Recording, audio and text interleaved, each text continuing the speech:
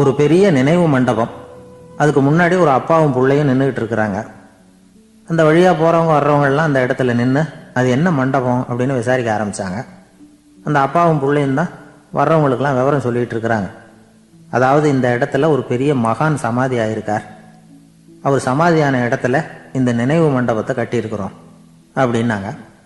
ஊர் பூரா இந்த செய்தி பரவிச்சு. நிறைய பேர் அந்த இடத்த தேடி வர ஆரம்பித்தாங்க. இங்கே வந்து கொஞ்சம் நேரம் உட்காந்துட்டு போனால் மனசுக்கு ஒரு நிம்மதி கிடைக்கிது அப்படின்னாங்க. அங்கே இருந்த உண்டியலில் நிறைய காசு போட்டுட்டு போகிறாங்க. பணம் கிடுகிடுன்னு நிறைய சேர ஆரம்பிச்சுட்டுது. பணம் நிறைய சேர்ந்த உடனே அந்த அப்பாவுக்கும் பிள்ளைக்கும் தகராறு வந்துட்டுது. பணம் சேர்ந்தாலே சொத்து தகராறு வரத்தானே செய்யும், அது மாதிரி வந்துட்டுது. பையன் அடிக்கடி நிறைய பணம் கேட்க ஆரம்பித்தான். அப்பா பார்த்தார், யோசனை பண்ணார், ஒரு முடிவுக்கு வந்தார். ஒரு நாள் பையனை கூப்பிட்டார். இதை பாருப்பா, நமக்குள்ள தகராறு வேணாம். அப்பாவும் பிள்ளையும் இப்படி சண்டை போட்டுக்கிட்டா பார்க்குறவங்க தப்பாக நினைப்பாங்க. அதனால் நமக்குள்ளே சமரசமாக இதை தீர்த்துக்குவோம், என்ன சொல்கிற அப்படின்னார் அப்பா. சரின்னு நான் பையன். உடனே அந்த அப்பா என்ன பண்ணார் தெரியுமா? மகன்கிட்ட கொஞ்சம் பணத்தை கொடுத்தார். தன்கிட்ட இருந்த ஒரு கழுதையையும் கொடுத்தார். இதை வச்சு நீ பொழைச்சிக்கோ அப்படின்னு சொல்லி அனுப்பி வச்சுட்டார். மகன் அந்த கழுதையை இழுத்துக்கிட்டு அடுத்த ஊருக்கு போனான். வழியிலேயே அந்த கழுதை செத்து போச்சு. உடனே என்ன பண்ணலாம்னு யோசனை பண்ணான். ஒரு ஐடியா வந்தது. அந்த கழுதையை ஒரு சாலை ஓரமாக புதைச்சான். கையில் இருந்த பணத்தை வச்சு அந்த இடத்துல ஒரு கல் மண்டபம் கட்டினான். அந்த வழியாக 2 பேர் வந்தாங்க. இது என்ன மண்டபம்னு விசாரித்தாங்க. இந்த இடத்துல ஒரு பெரிய மகான் சமாதி ஆயிருக்கிறார் அப்படின்னா. இந்த செய்தி ஊர் பூரா பரவ ஆரம்பிச்சுட்டுது. நிறைய பேர் வந்து போக ஆரம்பித்தாங்க. இங்கே வந்தால் மனசுக்கு ஒரு பெரிய நிம்மதி கிடைக்குது அப்படின்னு வேற சொல்ல ஆரம்பித்தாங்க. வர வர கூட்டம் அதிகமாக வர ஆரம்பிச்சுட்டுது. உண்டியலில் பணம் நிறைய சேர்ந்துட்டுது. நகையெல்லாம் கூட கழட்டி காணிக்கையாக போட ஆரம்பிச்சிட்டாங்க. அப்பாவை விட மகன் பெரிய ஆளாயிட்டான். இதை கேள்விப்பட்டார் அப்பா. பையனை பார்த்துட்டு வரலாம்னு ஒரு நாள் புறப்பட்டு வந்தார். பையன் ஓஹோன்னு இருக்கிறான். பங்களா, காரு எல்லாம் வந்துட்டுது. எப்படிடா இந்த அளவுக்கு ஆனே அப்படின்னு விசாரித்தார். அப்பா, எல்லாம் உங்கள் ஆசீர்வாதம் தான். நீங்கள் கொடுத்த மூலதனத்தை வச்சு தான் இவ்வளவும் சம்பாதிச்சேன் அப்படின்னு நான் பையன். அது எப்படிறான்னு விசாரித்தார். அப்பா, நீங்கள் ஒரு கழுதை குட்டியும் கொஞ்சம் பணமும் என்கிட்ட கொடுத்து அனுப்பி வச்சிங்க. அதை எடுத்துக்கிட்டு வந்தேன். வர்ற வழியில் அந்த கழுதை செத்து போச்சு. உடனே யோசனை பண்ணேன். அந்த கழுதையை இந்த இடத்துல புதைச்சேன். கையில் இருந்த பணத்தை வச்சு மண்டபம் கட்டினேன். மகான் ஒருத்தர் சமாதி ஆயிருக்கார் அப்படின்னு வதந்தியை கிளப்பி விட்டேன். ஜனங்கள்லாம் ஏமாந்து போய் காசை கொண்டாந்து போட ஆரம்பிச்சிட்டாங்க. நான் பொழைச்சிக்கிட்டு இருக்கிறேன் அப்படின்னா. இப்போதான்டா நீ என் புள்ள அப்படின்னு சொல்லி சந்தோஷப்பட்டாரான் அந்த அப்பா. ஏன் அப்படி சொல்கிறீங்கன்னு கேட்டிருக்கான் பையன். கழுதை குட்டியை புதைச்சி மண்டபம் கட்டியிருக்கிற நீ, ஏற்கனவே நம்ம ஊரில் நாம் கட்டியிருக்கிறோமே மண்டபம், அது இந்த கழுதையோட அம்மாவை புதைச்ச இடம்.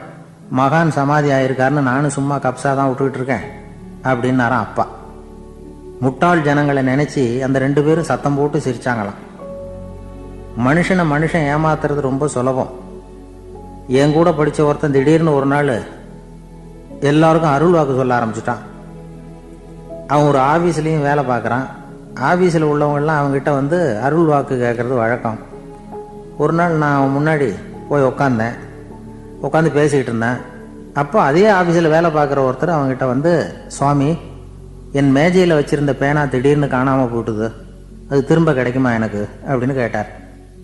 இவன் கண்ணை உருட்டி பார்த்துட்டு, அது உனக்கு கிடைக்காது, புதுசாக வேற ஒன்று வாங்கிக்கப்போ அப்படின்னா. சரின்னு அவர் போயிட்டார். அவர் போனதுக்கப்புறம் நான் மெதுவாக இவனை பார்த்து, அது எப்படிறாது, அது உனக்கு கிடைக்காதுன்னு அவ்வளோ உறுதியாக அவர்கிட்ட சொன்னேன் அப்படின்னு கேட்டேன். இவன் மெதுவாக என் காதுகிட்ட வந்து, அந்த பேனாவை கிளப்புனதே நான் தான் அப்படிங்கிறான். இங்கே இருக்கிற எல்லோருக்கும் வணக்கம். நான் வந்து அதிகமாக இந்தியாவை விட்டு வெளிநாடு எதையும் இதுவரை பார்க்காதவன். இப்பொழுதுதான் சமீபத்தில் தான் முதல் தடவையாக உங்கள் ஊருக்கு வந்திருந்தேன், சில காலங்களுக்கு முன்னால். இப்பொழுது 2வது தடவையாக இங்கே வர்றேன். இது ரொம்ப மகிழ்ச்சிகரமான ஒரு நாள். மகிழ்ச்சிகரமான சூழ்நிலையில் உங்களை எல்லாம் சந்திக்கிறதுல எனக்கு ரொம்ப மகிழ்ச்சி. ஏன்னா தேசிய தின மகிழ்ச்சி கொண்டாட்டத்தில் நீங்கள் எல்லாம் கலந்து கொண்டிருக்கிறீர்கள். நேற்று நானும் அந்த தொலைக்காட்சியிலே அந்த அணிவகுப்பு எல்லாத்தையும் பார்த்தேன். எந்த அளவுக்கு ஒற்றுமையாக செயல்பட்டால் எதையும் வெல்லலாம் அப்படிங்கிறதுக்கு ஒரு உதாரணமாக இந்த நாட்டில் இருக்கிற நீங்கள் எல்லாம் உழைத்து கொண்டிருக்கிறீர்கள். அது எனக்கு ரொம்ப மகிழ்ச்சி. இப்படி ஒற்றுமையாக இருந்தால் எவ்வளோ பெரிய வியாதியை கூட விரட்டி போடலாம் அப்படிங்கிறது மாதிரி நிரூபித்திருக்கிறீர்கள். அதனால் உங்களெல்லாம் சந்திக்கிறதுல எனக்கு ரொம்ப மகிழ்ச்சி. எனக்கு இது மாதிரி இவ்வளவு பெரிய கூட்டத்தில் என்னோட வந்திருக்கிற பெரியவர்கள் பேசி பழக்கம். நான் அதிகமான கூட்டத்தில் பேசி பழக்கம் இல்லை. ஆனால் ரேடியோவில் ஒரு 20-25 வருஷம் பேசியிருக்கிறேன். அதனால் எனக்கு எதிரில் கூட்டமே இல்லாமல் பேசி தான் பழக்கம். அது வெறும் மைக்கு மட்டும் இருக்கணும், எதிரில் யாரும் இருக்கக்கூடாது. அப்படியே ரேடியோவில் பேசி பழக்கப்பட்டதுனால ஒரு பெரிய பிரம்மாண்டமான கூட்டத்தை பார்த்தது எனக்கே ஒரு மாதிரியாக இருக்குது. அதனால் கூட்டம் இல்லாமல் எனக்கு இப்போ கூட நீங்கள் எல்லோரும் எழுந்திரிச்சு வெளியில் போயிட்டால் ரொம்ப நல்லா பேசுவேன். நீங்கள் வெளியில் இருந்துட்டு கேட்கணும், ஏன்னா அப்படியே பழகி போச்சு. இருந்தாலும் இதில் எனக்கு என்னென்னா, இப்போ தமிழ்நாட்டில் நான் பலதரப்பட்ட கூட்டத்தில் பேசி சமீப காலத்தில் பேசியிருக்கிறேன். இந்த எல்கேஜி யூகேஜி படிக்கிற குழந்தைகள் முன்னாடி என்ன பேச சொல்லுவாங்க, எல்கேஜி யூகேஜி அந்த குழந்தைகள். அப்போ நான் எப்போ முடிக்கணுங்கிறது எனக்கு தெரியும், ஏன்னா அதுக்கு ஒரு அறிகுறி. அந்த குழந்தை என்ன பண்ணணும்னா மொதல் வரிசையில் இருக்கிறது அப்படி தரையை கீறும். கேச்சுன்னா அது போதும் அப்படின்னு அதுக்கு முடிச்சுக்கோன்னு அர்த்தம். அதை பார்த்து தான் நான் முடிச்சுக்கிறது வழக்கம். கொஞ்சம் பெரிய ஹைஸ்கூல்னால் யாராவது பசங்க 2-3 பேர் கொட்டாவி விடுவாங்க, அதை பார்த்து அதை முடிச்சுக்கிறது வழக்கம். கல்லூரின்னா விசில் அடிப்பாங்க யாராவது 1-2 பேர். இப்படி எனக்கு பலதரப்பட்ட எப்போ முடிக்கணுங்கிறதுக்கு அப்படிலாம் அறிகுறி உண்டு. எனக்கு ரொம்ப பிடிச்சது என்னென்னா, இந்த முதியோர் இல்லங்கள் இருக்குது பாருங்கள். முதியோர் இல்லம், பென்ஷனர் அசோசியேஷன்லாம் இருக்குது தமிழ்நாட்டில். எல்லாம் 60-70 வயசுக்கு மேற்பட்டவர்கள். அவங்க கூட்டத்தில் பேசுகிறது தான் எனக்கு ரொம்ப பிடிக்கும். ஏன்னா நான் பாட்டுக்கு பேசிக்கிட்டே இருப்பேன், அவங்களும் அசையாமல் கேட்டுக்கிட்டு இருப்பாங்க. அதுக்கு என்ன காரணம்னா, காது கேட்காது. அது எனக்கு அப்புறம்தான் தெரியும். பேசி முடிச்சுட்டு இறங்கி போனால் அந்த மொதல் பெஞ்சில் உட்காந்துருக்கிற ஒரு நாற்காலில், என்ன சார் முடிச்சிட்டிங்க போல் இருக்கு அப்படிம்பார். எப்படி சார் கண்டுபிடிச்சிங்க, அதான் இறங்கி வந்தீங்கல்ல அப்படிம்பார். அதனால் அது மாதிரி கூட்டத்தில் ஒன்றும் எனக்கு சுத்தமாக யாரும் இருக்கக்கூடாது எதிரில். இல்லைன்னா அந்த முதியோர் இல்லம் மாதிரி அப்படி காது கேட்காதவங்களாம் உட்காந்துருக்கணும். இங்கே அப்படி இல்லை, எல்லாம் ரொம்ப விழிப்போடு இருக்குங்க, காதை திறந்து வச்சுக்கிட்டு. அது மாதிரி என்ன போன்ற ஆட்களுக்கு இது கொஞ்சம் இது பேசுகிறதும் என்ன, சில பேருக்கு என்னென்னா பேச்சு மைக்கை பார்த்ததும் எனக்கு எப்போ நேரங்காலம் தெரியாது, முடிக்கிறதுக்கு தெரியாது. அப்படியும் உண்டு பேச்சாளர்கள் பல ரகம். நான் கூட இப்போ ஒரு ஏற்பாடு பண்ணியிருக்கிறேன். என்னுடைய நண்பர் சுபாஷ்னு ஒருத்தர் வந்திருக்கார். அவர்கிட்ட சொல்லியிருக்கேன், நான் எப்போ முடிக்கணும்னு தோணுதோ அப்போ லேசாக தலையை சொறி நான் முடிச்சுக்கிறேன். என்ன கடிகாரமும் கிடையாது, ஒன்றும் கிடையாது, நான் எப்போ ஆரம்பிக்கிறேன் எப்போ முடிக்கிறேன்னு தெரியாதுன்னு சொன்னேன். இதே மாதிரி கும்பகோணத்தில் சமீபத்தில் ஒரு கூட்டத்துக்கு போகும்பொழுது அந்த ஏற்பாட்டாளரை உட்கார வச்சு, நீ முடிக்கணும்னு தோன்றப்போ தலையை சொறியா நான் புரிஞ்சுக்கிறேன்னு சொல்லிவிட்டு, பெரியவர்களே தாய்மார்களேன்னதும் உடனே தலையை சொன்னாங்க. என்னையா அது உள்ளேன்னா, இல்லை இது தலை அரிக்குது அதனால் சொல்லிடுறேன், நீ அது வேறு மாதிரியாக சொல்லுவேன்னு சொன்னார். அப்படி ஒருத்தர் ஏற்பாடு பண்ணி உட்கார வச்சுருக்கேன் எதிரில். அவர் இன்னும் தலைக்கு கையை கொண்டு போகல, முதல் வரிசையில் உட்கார வச்சுருக்கிறேன். ஏன்னா இந்த பேசுகிறவங்களுக்கு அந்த கூட்டம் பார்த்துட்டா முடிக்கிறது எப்போ முடிக்கிறது என்ன எதுன்னு தெரியாது. அது ஒரு பேச்சாளர் அவர் பாட்டு பேசிகிட்டே இருந்தாராம், ரொம்ப நேரம் பேசிகிட்டு இருந்திருக்கார். பேசிகிட்டு இருந்தால் ஒன்றும் புரியல, நேரங்காலம் தெரியல. அவருக்கே தோணி ஒரு கட்டத்தில் அந்த பேசுகிறவருக்கு, ஐயா மன்னிச்சுக்கோங்க, நான் ரொம்ப நேரம் பேசிட்டேன் போல் இருக்கு, எவ்வளோ நேரம் பேசினேன்னு எனக்கே ஞாபகம் இல்லை, இந்த கை கடிகாரத்தை கூட பார்க்க மறந்துட்டேன், என்னை மன்னிச்சுக்கோங்க அப்படின்னாராம்.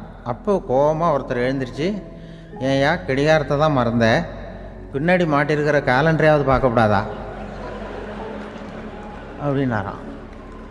அப்போ தான் தெரியுது அவன் வாரக்கணக்கில் பேசிக்கிட்டு இருந்திருக்கான். போன வெள்ளிக்கிழமை ஆரம்பித்து இந்த சனிக்கிழமை முடிக்கிறது மாதிரி அப்படி ஆகிடும். ஏன்னா கடிகாரமும் கிடையாது. அது மாதிரி பேசுகிற பேச்சு ஆனால் பேசுனா என்ன சொல்லுவாங்கன்னா, எந்த பேச்சை கேட்டாலும் ஒரு தன்னம்பிக்கை வரணுமா கேட்குறவங்களுக்கு, அதுதான் நல்ல பேச்சு அப்படின்னு சொல்லுவாங்க. கேட்குறவங்களுக்கு ஒரு தன்னம்பிக்கை, வாழ்க்கையில் ஒரு பிடிப்பு வரணும், தன்னம்பிக்கை வரணும். அப்படிப்பட்ட எண்ணத்தில் தான் அவங்கெல்லாம் நல்ல கருத்துக்களை சொல்ல வந்திருக்கிறாங்க. அது என்னென்னா, ஒரு ஒரு ஒரு ஒரு இளைஞன் எங்கெங்கேயோ வேலை தேடி இருக்கான், வேலையே கிடைக்கல. உடனே ஒரு தண்டவாளத்தில் போய் தற்கொலை பண்ணி ஒன்று தண்டவாளத்தில் தலையை வச்சு படுத்துட்டானான். யாரும் வேலை கொடுக்கல, தண்டவாளத்தில் போய் தற்கொலை பண்ணி எடுத்து படுத்துருக்கான். அப்போது 2 பக்கமும் திரும்பி பார்க்குறான், ரயிலே வரல. என்ன தற்கொலை பண்ணால் கூட ரயில் வர மாட்டேங்குது அப்படின்னு சொல்லிட்டு பார்த்துருக்கேன். அப்போ யாரோ ஒருத்தர் பேசிகிட்டு இருக்கார், ஒரு திடலில் கூட்டம், பெரியவர் பேசிகிட்டு இருக்கார். நம்ம அந்த பெரியவர் போய் கொஞ்ச நேரம் அந்த கூட்டத்தையாவது கேட்டுட்டு வருவோம், இனி ரயில் வர்ற பாட்டை காணும், அப்புறம் வந்து தலையை வச்சு படுத்துக்குவோம் அப்படி நேராக அந்த கூட்டத்துக்கு போனால் ஒரு திடலில் ஒரு பெரிய மனுஷன் பேசிகிட்டு இருக்கார். தன்னம்பிக்கை, வாழ்க்கையில் வந்து இளைஞர்கள் ரொம்ப தன்னம்பிக்கையோடு இருக்கணும் அப்படி இப்படின்னு பேசிகிட்டு இருக்கார். இவன் போய் உட்காந்து கேட்டான். இந்த இளைஞன் 1 மணி நேரம் கேட்டான். 2000 பேர் உட்காந்து கேட்டுக்கிட்டு இருந்தாங்க. உடனே கூட்டம் முடிஞ்சுது, கூட்டம்லாம் கலைஞ்சி போச்சு.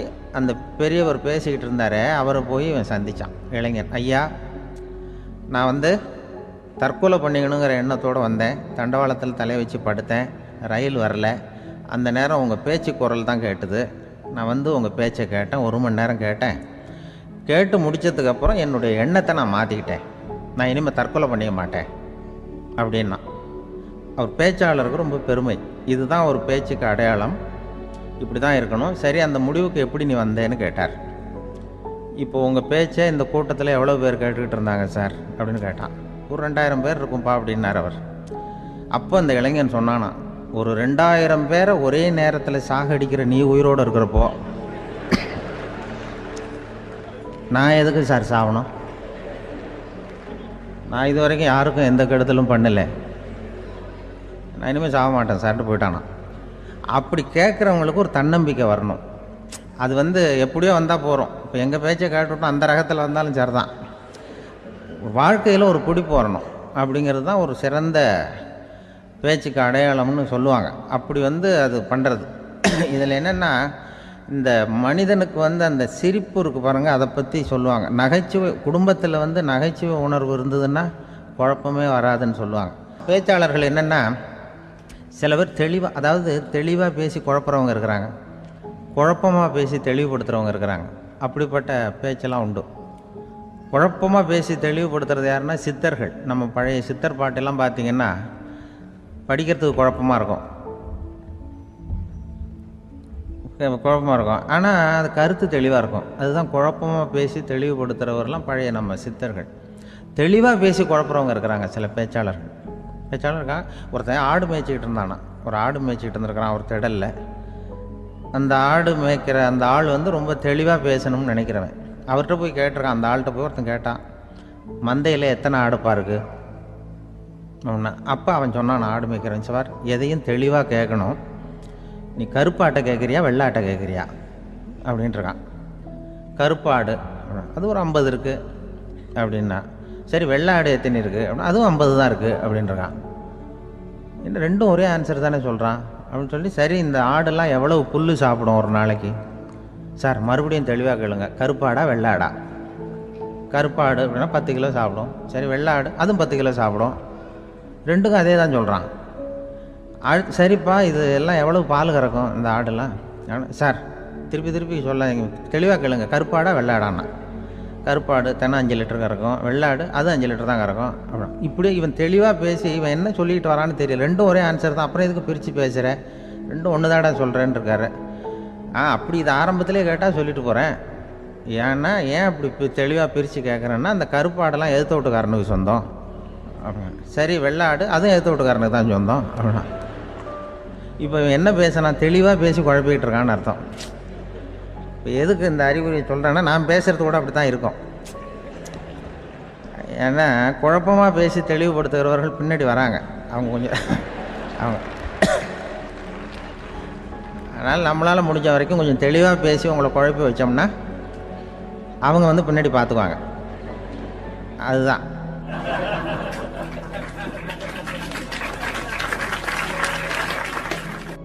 எனக்கு எங்கள் ஊர்லேயே ஒரு பேர், எங்கள் ஊர் நண்பர்கள் கூட இங்கே வந்திருக்கிறாங்க. எங்கள் ஊரில் இருக்கிறவங்க இந்த ஊரில் வேலை பார்க்குறாங்கங்கிறது எங்கள் ஊர் பக்கத்து ஊர் இப்போ தான் தெரியும். வந்த பிறகு நண்பர்கள்லாம் வந்து பார்த்தாங்க. எங்கள் ஊர் பையங்கள்லாம் இங்கே இருக்கிறாங்கங்கிறது எனக்கு இப்போ தான் தெரியும். எங்கள் ஊரில் அவங்களுக்கு தெரியும் எனக்கு பேர் என்னென்னா, எல்லாம் நல்லா செய்வேன், கொஞ்சம் பொய் சொல்லுவேன் அப்படிம்பாங்க. அதுக்கு இப்போவும் சொல்லுவாங்க. எங்கள் ஊரில் ஒரு பெரியவர் கேட்டார், உனக்கு சின்ன வயசுலேயே உனக்கு ரேடியோவில் வேலை கிடைக்கும்னு எனக்கு தெரியும்ப்பா அப்படிம்பார் ஒரு தாத்தா. அது எப்படி தாத்தா உங்களுக்கு தெரியும், அவ்வளோ தீர்க்க தரிசனமா? ஆனால் இல்லை நீ சின்ன வயசில் கூட ஒரு பொய்யை கூட நிஜ மாதிரி பேசுவேன், அதனால தான் உனக்கு அங்கே வேலை கிடச்சிது அப்படின்னு சொல்லுவாங்க. அது மாதிரி இந்த பொய் சொல்கிறதுல கொஞ்சம் அதுதான் என்கிட்ட உள்ள குறையை தவிர, கொஞ்சம் பொய் சொல்லுவேன், வேறு மற்றதெல்லாம் தெளிவாக இருக்கும். இதுவே சொன்னாராம். அதாவது கடவுள்கிட்ட போய் புகார் பண்ணாங்களாம். கடவுள்கிட்ட போய் ஒருத்தர் புகார் பண்ணியிருக்கிறார், நீ படைத்த மனுஷன்லாம் பூலோகத்தில் பொய் சொல்கிறாங்க, ரொம்ப எல்லோரும் பொய் சொல்கிறாங்க, நீ படைத்த மனுஷன் சரியா இல்லை அப்படின்னு கடவுள்கிட்ட போய் புகார் பண்ணாங்களாம்.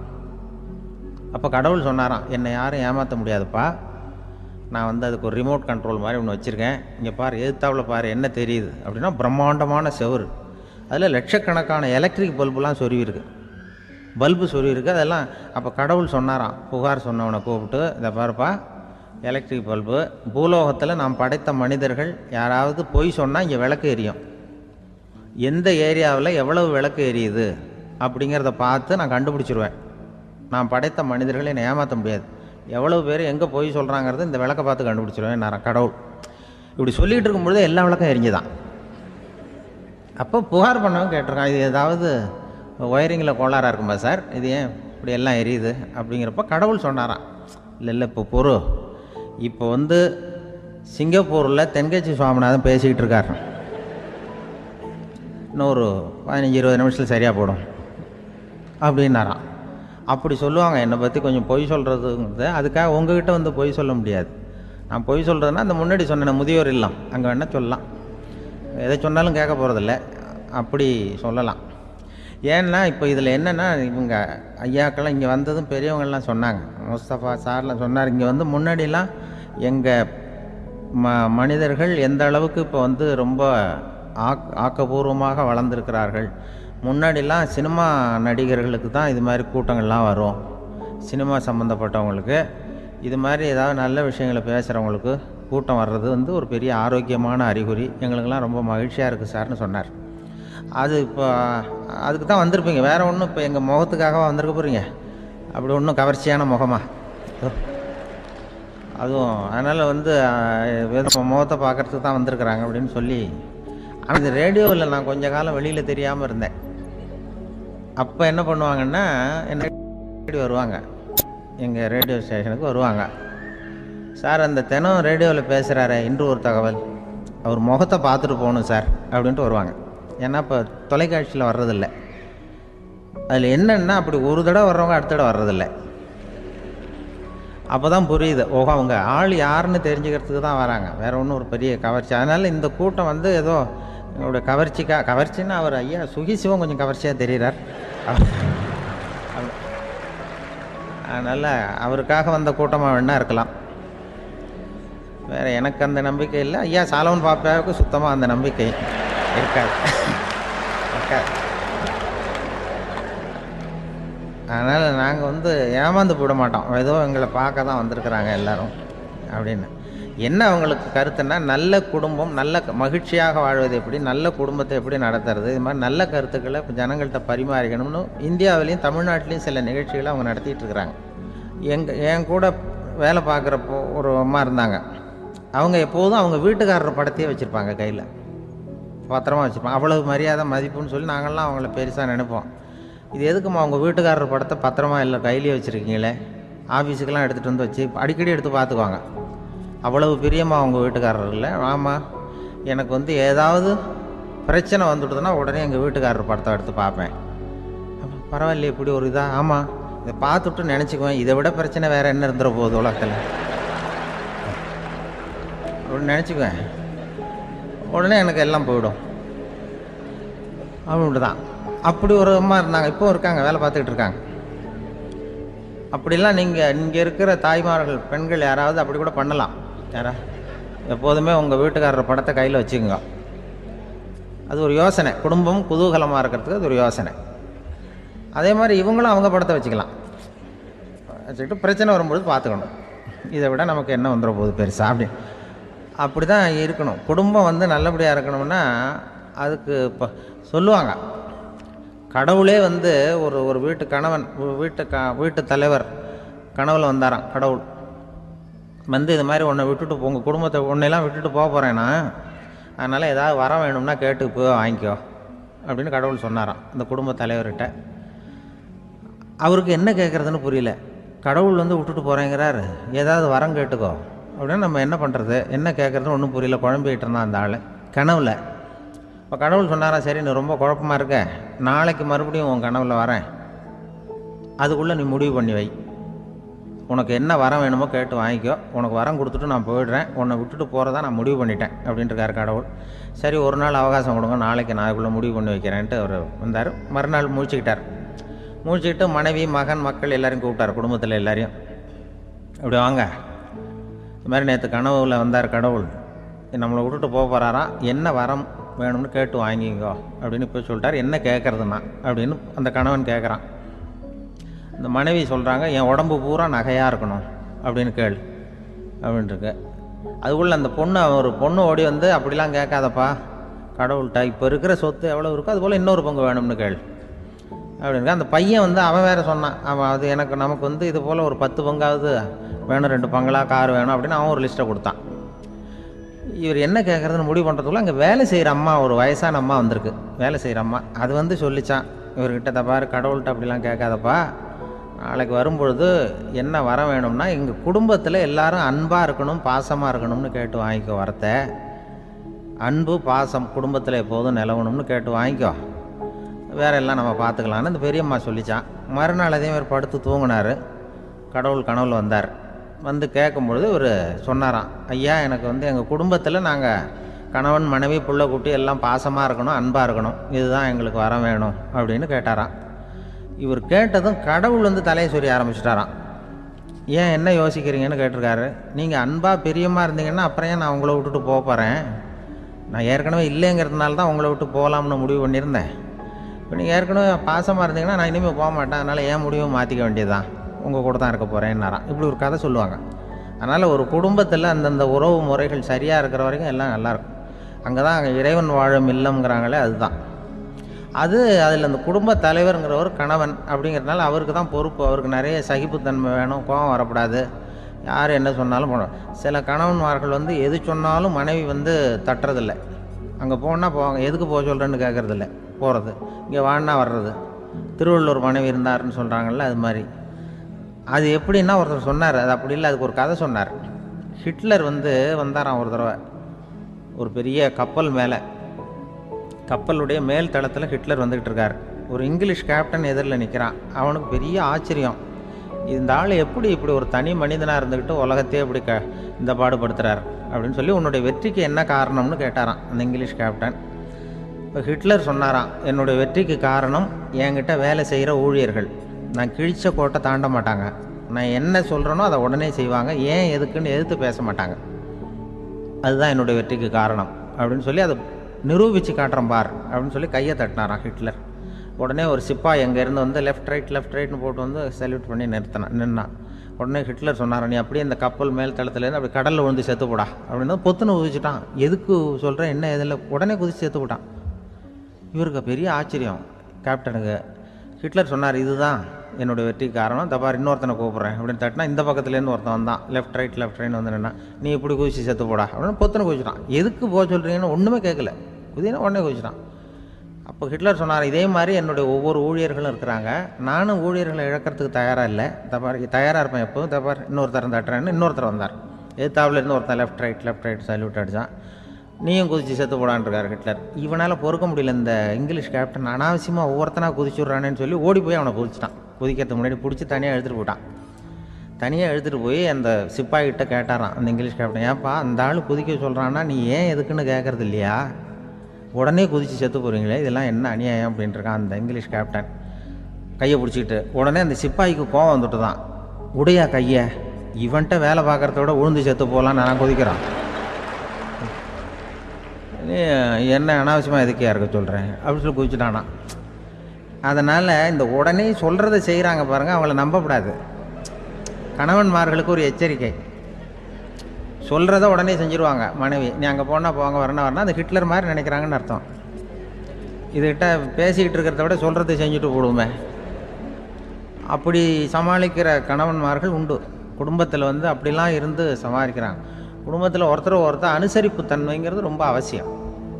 கணவன் மனைவின்னா அனுசரித்து போகணும்னு சொல்லுவாங்க. அதாவது ஒரு கணவன் அதுக்காக தான் அந்த காலத்துலலாம் ஒரு வீட்டுக்கு வந்து மாப்பிள்ளை தேடுறதுங்கிறது ஒரு பெரிய குடும்பத்தை நிர்வகிக்கிற அளவுக்கு ஒரு கணவனாக வரக்கூடிய எப்படி இருக்கணும் அப்படின்னா, அந்த காலத்தில் புலி வேட்டைக்கு போகணும். ஒரு பொண்ணுக்கு மாப்பிள்ளை தேடுறதுன்னா நம்ம தமிழ் பழக்கம் என்னென்னா, காட்டுக்கு போய் ஒரு புலியை வேட்டையாடிட்டு வரணும். அந்த புலி பல்லு அல்லது நகத்தை கொண்டுட்டு வரணும் அந்த இளைஞன். அதை வந்து வீட்டில் கொடுப்பான். அதை தான் கட்டி அதை வந்து இதாக கட்டுவாங்க, மாலையாக போடுவாங்க, தாலியாக கட்டுவாங்க. அதாவது வீரம் இருக்கா பையனுக்குன்னு பார்ப்பாங்க. ஒரு பொண்ணு வேணும்னா நீ முதல்ல வீட்டுக்கு பொண்ணு கேட்க போகக்கூடாது, காட்டுக்கு போகணும், போய் புளியை கொண்டு வா, அதுக்கப்புறம் தான் உனக்கு பொண்ணு அப்படின்னு சொல்லுவாங்க. இப்போவெல்லாம் ஏன் போகிறது இல்லைன்னா, இப்போலாம் ஒருத்தனை வந்து காட்டுக்கு போய் புலிப்பல் கொண்டு வான்னா புலி தான் மாப்பிள்ளையாக வரும். அதனால தான் இப்போ போகிறதில்ல யாரும் காட்டுக்கு. அப்போ வந்து பெண்களும் வந்து ரொம்ப வீரமாக இருந்தாங்க. பெண்கள் மூலம் அந்த காலத்தில் எப்படின்னா முறத்தாலேயே புலியை துரத்துவாங்களாம். நம்ம பழைய பாட்டிலெல்லாம் பார்த்துருப்பீங்க, முறத்தால் புலியை விரட்டினாங்கன்னு வரும் பழைய பாட்டை. ஒரு அந்த அளவுக்கு பெண்களுக்கு வீரம். இப்போ கல்யாணம் ஆகி இந்த காலத்தில் ஒரு கணவனை வந்து விரட்டிட்டு வந்தாங்களாம் முறத்தை எடுத்துக்கிட்டு. ஒரு மனைவி, அவன் பயந்துட்டு வெளில ஓடி வரான், பின்னாடி முறத்தை எடுத்துகிட்டு அந்த அம்மா ஓடி வருது. இவனை தனியாக பிடிச்சி கொண்டு போய், என்னப்பா இந்த மனைவிட்டு இப்படி பயந்து ஓடி வரையே, முறத்தால் துரத்துறா இப்படி வரையே அப்படின்னு தான் அவன் அப்படியே தடுமாறிக்கிட்டு, அதெல்லாம் ஒன்றும் இல்லை, அவன் என்னை புலியாக நினைக்கிறா அப்படின்னு ஒரு பெருமையாக சொல்லிட்டானான். அந்த காலத்தில் புலியை தான் முறத்தால் விரட்டினாங்க, இப்போ புருஷனை விரட்டுறாங்க அப்படின்னு சொல்லி. அப்படி அந்த காலத்தில் வந்து கணவனுக்கு ஒரு குடும்பத்தை நிர்வகிக்கிற திறமை இருக்கா, உடல் வலிமை தான் முக்கியம். இப்போ கூட மதுரை பக்கத்தில் ஐயாவுக்கு தெரியும், அந்த இளவட்டக்கல்லுன்னு ஒரு ஊர். இப்போ ஊருக்கு ஊர் எல்லையில் கிடக்கும். ஊர் எல்லையில் ஒரு பெரிய கல் கிடக்கும். அந்த ஊருக்கு பொண்ணு கேட்க போகிறவங்க அந்த கல்லை தலைக்கு மேலே தூக்கி காட்டணும், அப்படியே தூக்கி தலைக்கு மேலே வசதி கீழே போடணும். அந்த வலு இருந்தால் தான் நீங்கள் அந்த ஊருக்குள்ளேயே போகலாம், பொண்ணு கேட்குறதுக்கு போகலாம். இல்லைன்னா நீ திரும்பி போக வேண்டியதான். அந்த வலிமை இருக்கா மாப்பிள்ளைங்கன்னு பார்க்குறாங்க. இளவட்டக்கல்லுன்னு பேர். அப்போ என்ன பண்ணாங்கன்னா, ஒரு 1000 வருஷத்துக்கு முன்னாடி அந்த கல்லை தலைக்கு மேலே தூக்கி கீழே போடுவாங்களாம். ஒரு 500 வருஷத்துக்கு முன்னாடி அப்படி கொஞ்சம் தூரம் இடுப்பு அளவுக்கு தூக்கி கீழே போட்டுக்கிட்டு இருந்துருக்குறாங்க. அதுக்கப்புறம் ஒரு 100 வருஷத்துக்கு முன்னாடியெல்லாம் அப்படி முழங்கால அளவுக்கு அப்படி தூக்கி போட்டால் போகிறோம்னு வச்சுருந்தாங்களாம். இப்போ நான் அந்த ஊருக்கு என் கூட பழனிசாமின்னு ஒருத்தர் இருக்கார். அவர் போய், உனக்கு எப்படிப்பா இந்த ஊரில் கல்யாணம் ஆச்சு அப்படின்னா, இப்போலாம் நாங்கள் தொட்டு கும்பிட்டா போகிறோம், அதை அசைக்கிறது கூட இல்லை. அப்படி ஆகிட்டுது. ஒரு குடும்பத்தை கணவனாக வரப்போகிறவனுக்கான தகுதி அந்த காலத்தில் அப்படி இருந்துதான். அப்படி வந்து கணவன் வந்து தேர்ந்தெடுக்கிறது, குடும்ப தலைவனை தேர்ந்தெடுக்கிறது ஒரு பெரிய காரியம்.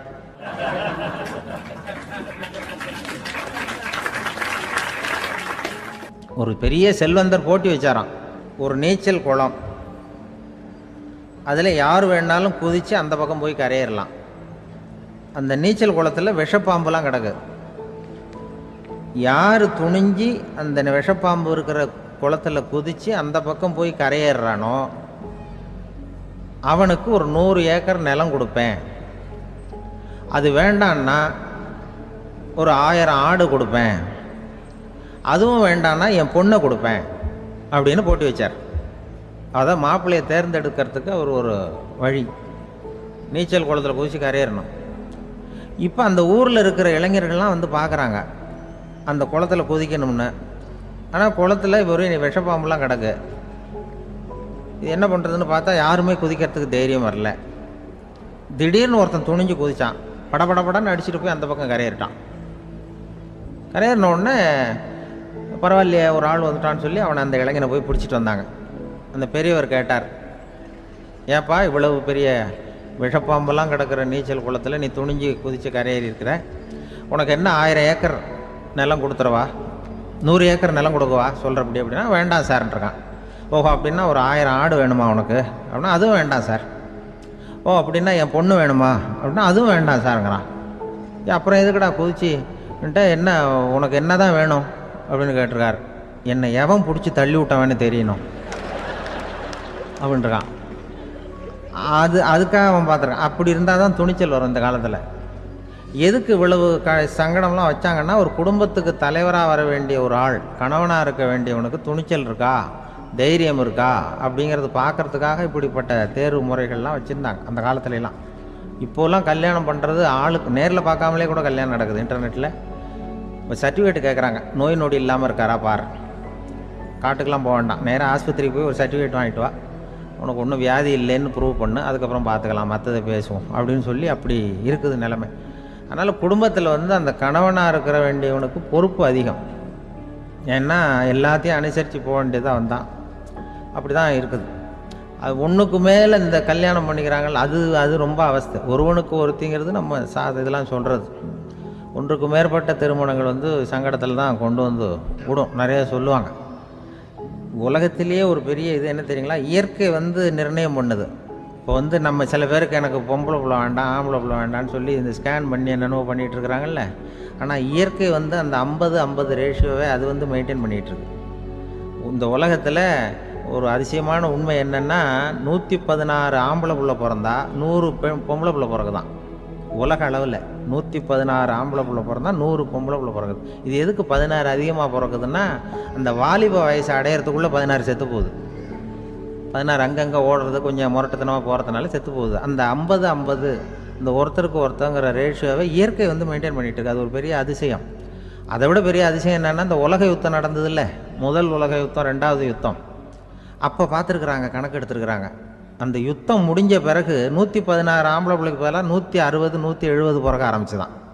100 பெண் குழந்தைக்கு 170 180 ஆண் குழந்தை. இது எதுக்குன்னா, அந்த போரில் செத்து போகுதில்ல ஆம்பளை பிள்ளைகள், அதை ஈடுகட்டுறதுக்காக அதிகமாக பிறக்க ஆரம்பிச்சிருக்கு.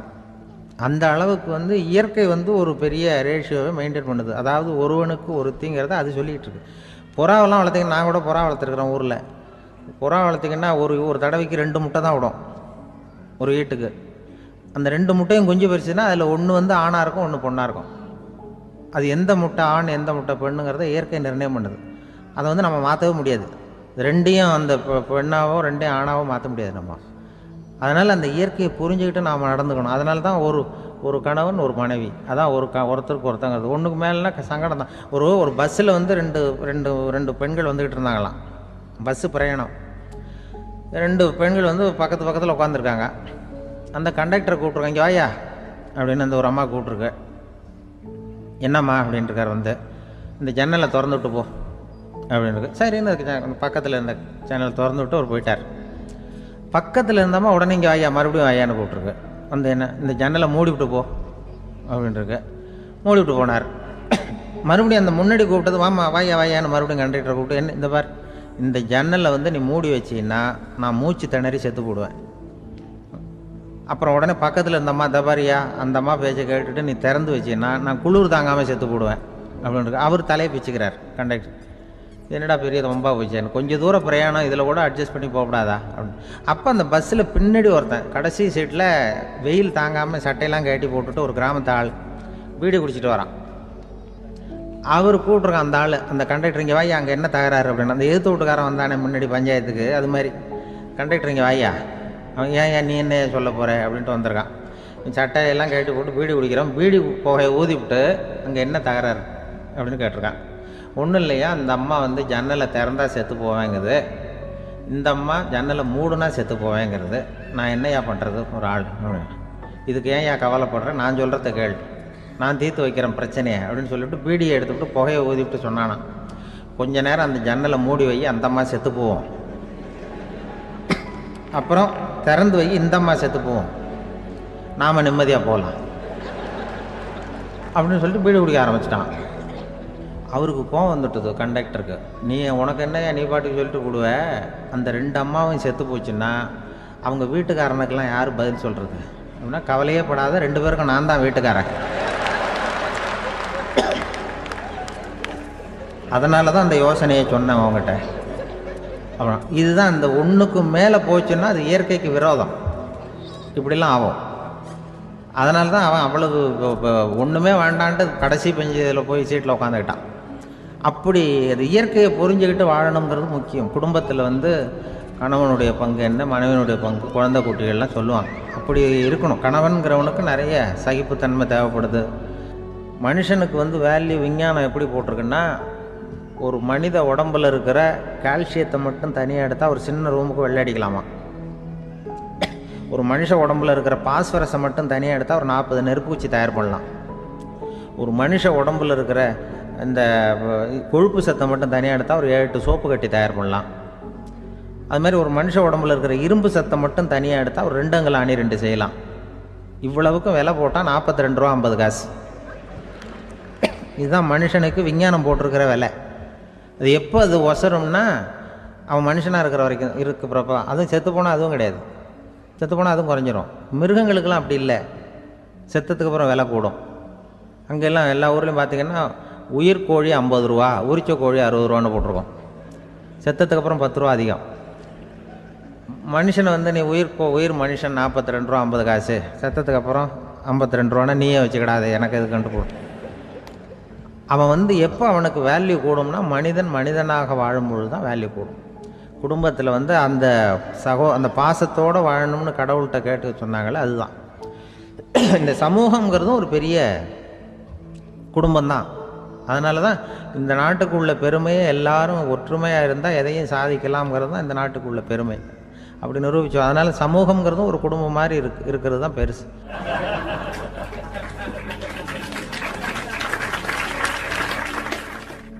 மனித நேயம்ங்கிறத பற்றி சொல்லுவாங்க. மனித நேயம் ஏன்னா ஒரு கணவனாக இருக்கணும், மனைவி மனைவியாக இருக்கணும். ஒரு மனுஷன் வந்து இன்றைக்கி வந்து மனிதனாக இல்லை, மனித நேயம் குறைஞ்சி போச்சு, இது குடும்ப உறவுகள்லாம் ரொம்ப மாறி போச்சுன்னு சொல்கிறேன். இப்போ நாகரிகத்தில் அப்படி தான் இருக்குது. ஒரு இதில் ஒருத்தன் என்ன பண்ணியிருக்கிறான், ஒரு சின்ன பையனை கொண்டு வந்தானா. ஒரு சின்ன பையன் பக்கத்தில் இருக்கான். ஒரு பெரியவர் கேட்டிருக்கார், யாரப்பா அந்த பையன் அப்படின்னு கேட்டிருக்கார். இவன் சொன்னான்னா, இந்த பையன் எனக்கு தூரத்து உறவுன்னு இருக்கான். சரி, தூரத்து உறவுன்னா எப்படி அப்படின்னு கேட்டிருக்கான். இந்த பையன் எங்கள் அப்பாவுக்கு 8வது புள்ள அப்படின்னானா. கூட பிறந்தவனே அவ்வளோ தூரமாக போயிட்டான், 8வதாக பிறந்தான். அப்படி இருக்கு குடும்ப உறவுகள்ங்கிறது. இப்போ சில இதெல்லாம் இப்போ ஜாதி மத வேறுபாடெல்லாம் வந்து நம்முடைய முன்னேற்றத்தை வந்து தடுக்கும். விலங்குகள் வந்து நம்மளோட மேலானது. அதான் ஒரு ஊரில் ஒரு சிவன் கோயில் இருந்து தான்.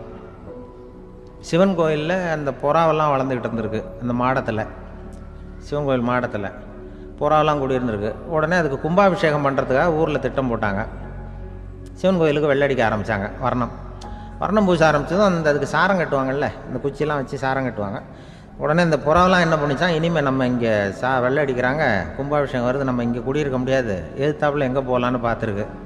இந்த உயரம் கோபுரத்தில் இருந்த புறாவெல்லாம் எதிர்த்தாப்புல ஒரு மாதா கோயில் இருந்திருக்கு, சர்ச்சு. அங்கே சில மாடங்களில் புறாவெல்லாம் இருக்குது, சில மாடம் இருக்குது. உடனே நம்மளாம் அங்கே போடும் கொஞ்சம் காலத்துக்குன்னு எல்லாம் புறப்பட்டு இந்த மாதா கோயிலுக்கு போயிடுது. அங்கே போனால் அங்கே இருக்கிற புறாவோடு சேர்ந்து இதுவும் குடியிருந்துகிட்ருக்கு. கொஞ்ச நாள் என்னாச்சு, அங்கே கிறிஸ்மஸ் வந்துட்டுது. கிறிஸ்மஸ் வந்ததும் சரி இங்கேயும் வெள்ளடிக்க ஆரம்பிக்கிறாங்க.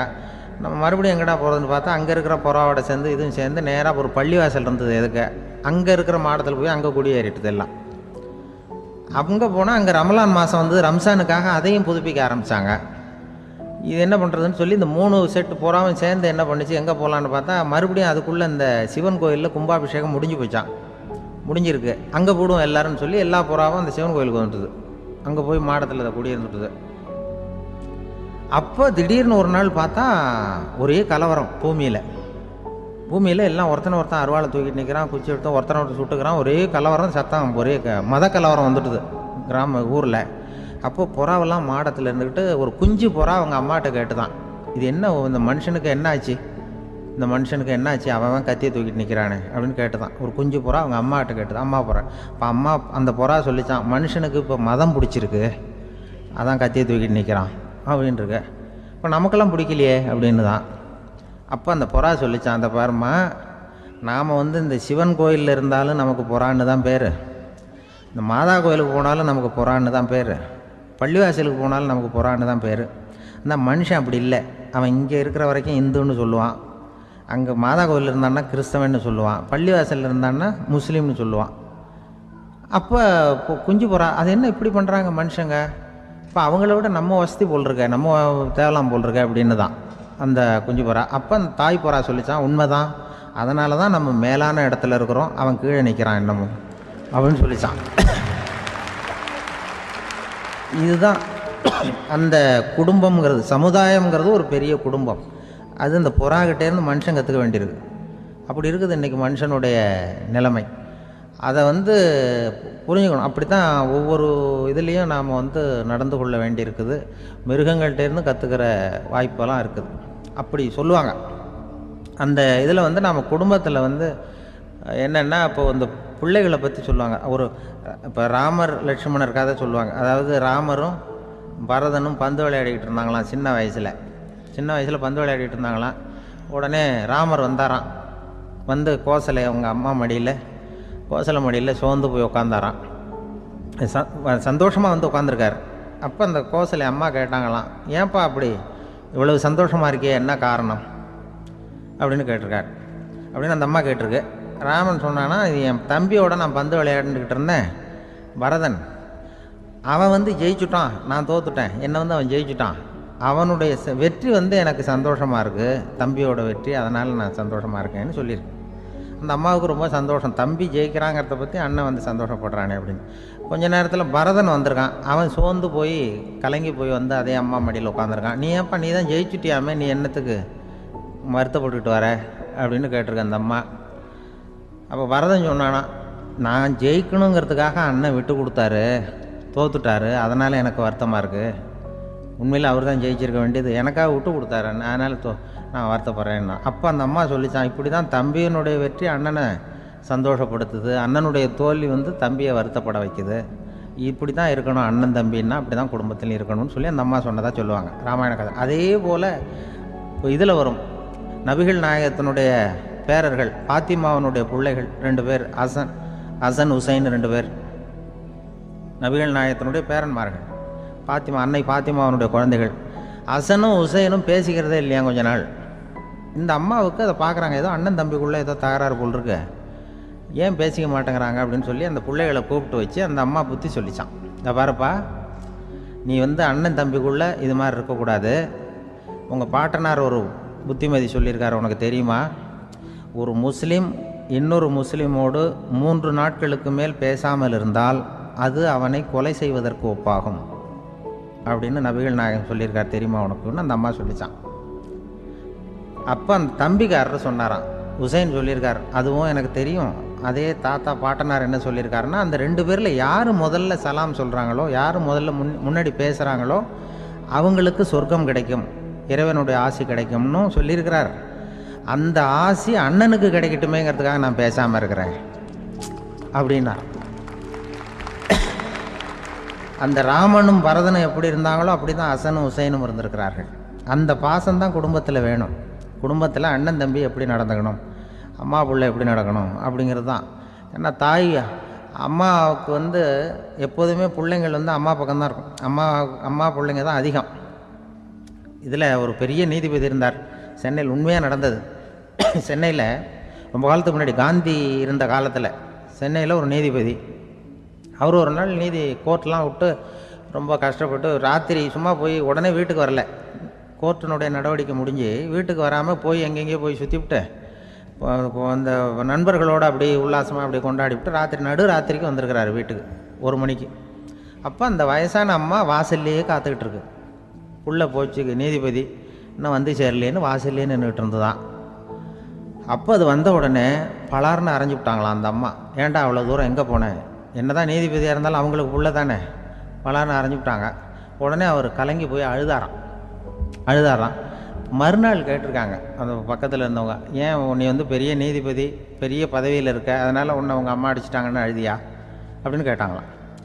அப்போ அவர் சொன்னாராம் நீதிபதி, இல்லை நான் வந்து இது மாதிரி எங்கள் அம்மாக்கிட்ட அடிக்கடி அடி வாங்குவேன், எப்போதும் அவங்க அடிக்கிற அடி பலமாக விழும், இப்போ அவங்க அடித்தது எனக்கு வலிக்கவே இல்லை, அந்த அளவுக்கு அவங்களுக்கு வயசாகிட்டுதே, பலம் குறைஞ்சிட்டுதேன்னு நினச்சி அழுதேன் அப்படின்னு இருக்காராம். அதுதான் புள்ள அம்மா பேரில் உள்ள பாசங்கிறது.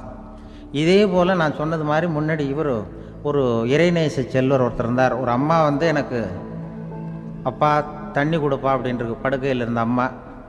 இவர் ஏதோ படிச்சுக்கிட்டு இருந்தவர், ஒரு சின்ன இளைஞர், உடனே ஓடி போய் ஒரு குவளையில் தண்ணி எடுத்துகிட்டு போய் அம்மாவுக்கு முன்னாடி நிற்கிறார். முன்ன அந்த அம்மா அதுக்குள்ளே தூங்கி போச்சு. இவர் அந்த தண்ணியை வச்சுக்கிட்டு அவர் பாட்டு நிற்கிறார். விடிஞ்சு போச்சு. விடிகிற சமயத்தில் அந்த அம்மா முடிச்சு பார்க்குது, பையன் தண்ணியோட கையில் வச்சுட்டு நிற்கிறார். ஏம்மா என்னப்பா நீ ராத்திரி பூரா தண்ணியோடு நின்றுட்டு இருக்கிறியா எனக்கா அப்படின்னு. அப்பா அவர் சொன்னாராம், ஆமாம்மா ராத்திரி தண்ணி தாகமாக இருக்குன்னு கேட்டிங்க, உடனே தண்ணி கொண்டு வந்துட்டேன். ஓடி வந்து பார்க்கும்பொழுது நீங்கள் தூங்கிக்கிட்டு இருந்தீங்க.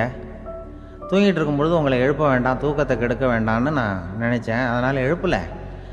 தூக்கம் முழிக்கிற சமயத்தில் உடனே தாகமாக இருக்கும், தண்ணி குடிக்கணும்னு ஆசைப்படுவீங்க, அதனால் தண்ணியை பக்கத்துலேயே வச்சுட்டு நிற்கிறேன் அப்படின்னு அந்த இளைஞர் சொன்னாராம். அப்படியே கட்டி பிடிச்சிட்டு நீ பிற்காலத்தில் பெரிய அறிஞராக வருவேன்னு சொல்லி அந்த அம்மா வரணும்னு சொல்லி இறைவனை வேண்டாங்களாம். அவர் தான் இஸ்லாமிய மார்க்கத்தில், தீன் மார்க்கத்தில் பெரிய ஆளானது. அதாவது ஷர்புதீன் யாஹ்யான்னு ஒருத்தர், அவர் பெரிய இஸ்லாமிய பேரறிஞராக வந்தார். இப்படி அம்மா பேரில் பாசமாக உள்ளவங்களாம் இருந்தாங்க நிறையா. அப்படி அந்த குடும்பத்தில் வந்து அந்த பாசம் நேசம் எவ்வளவு இருக்கோ அவ்வளவுக்கு அவர்கள் உயர்வார்கள்ங்கிறது தான் நம்முடைய பெரிய இதெல்லாம் பெரியவங்கள்லாம் சொல்லியிருக்கிறது அதுதான்.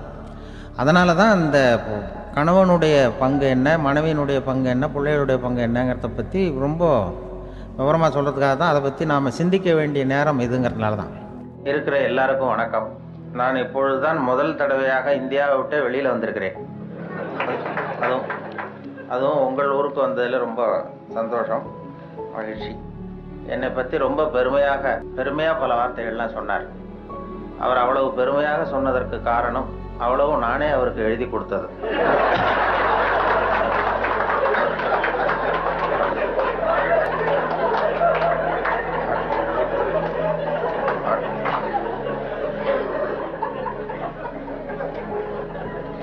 இவ்வளவு விவரமாக அவர் சொல்லுவார் என்று தெரிந்தால் இன்னும் கூட எழுதி கொடுத்திருப்பேன். அதனால அவருக்கு முதல்ல நன்றி சொல்ல வேண்டும். எனக்கு யாரும் பொன்னாடையெல்லாம் போத்துகிற பழக்கம் எனக்கு அதிகமாக அனுபவம் இல்லை. யாரும் போத்துறதில்லை. நானாக போய் பேசிட்டு வருவேன். இப்படிப்பட்ட பொன்னாடைகள் இங்கே ரொம்ப அபூர்வமாக போத்துனது, அதுவும் இந்த இடத்துக்கு ரொம்ப அவசியம். அது குளிர் அதிகமாக இருக்கிறது. நான் காசு கொடுத்து பொன்னாடை போத்திக்கிறது உண்டு சில இடங்களில். இதெல்லாம் கௌரவத்துக்காக போற்றப்படுகிற பொன்னாடை. காசு கொடுத்து பொன்னாடை போத்திக்கிறது உண்டு நாங்கள் இந்தியாவில். மாதம் ஒரு முறை இப்படி போத்திக்குவேன். அது யாருன்னா எனக்கு இந்த முடி வெட்டுகிற நண்பர்கிட்ட